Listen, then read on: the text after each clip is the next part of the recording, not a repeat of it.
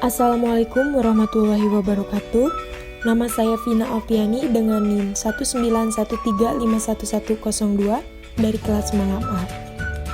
Di sini saya akan menjelaskan tentang Task Manager dan apa fungsi Task Manager dan apa saja bagian-bagian di dalamnya. Pertama, sebelum kita mulai pembahasan, mari kita buka terlebih dahulu Task Manager-nya itu.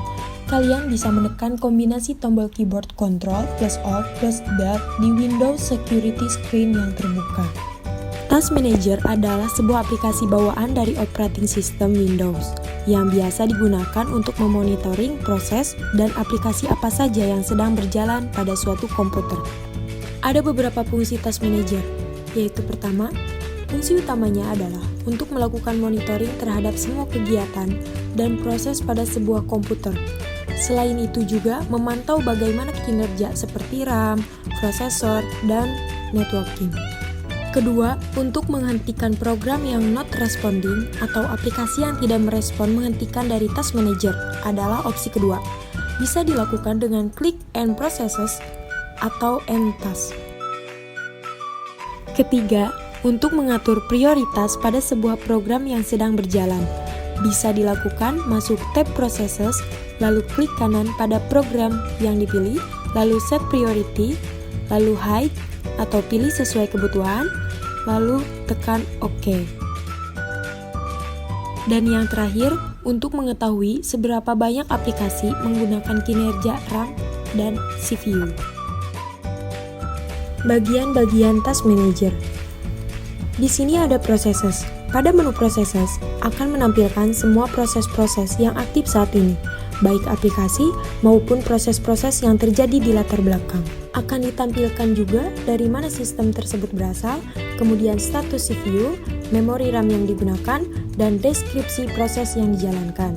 Pada keadaan default, proses akan ditampilkan berdasarkan besarnya memori RAM yang digunakan.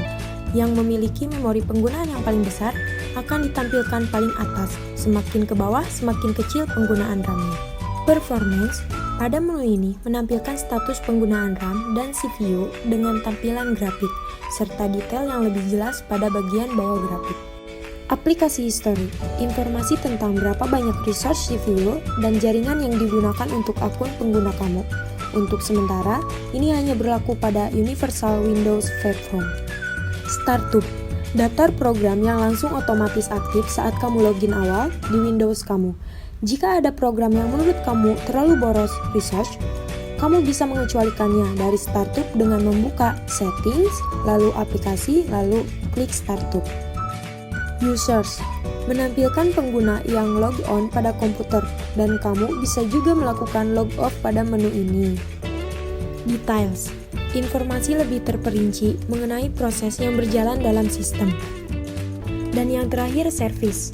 Secara tampilan hampir sama dengan menu processes, namun jika menu processes hanya menampilkan proses yang aktif berbeda, dengan menu service yang menampilkan semua proses yang sedang berjalan maupun yang sudah berhenti. Mungkin sampai di sini penjelasan saya tentang Task Manager. Wassalamualaikum warahmatullahi wabarakatuh.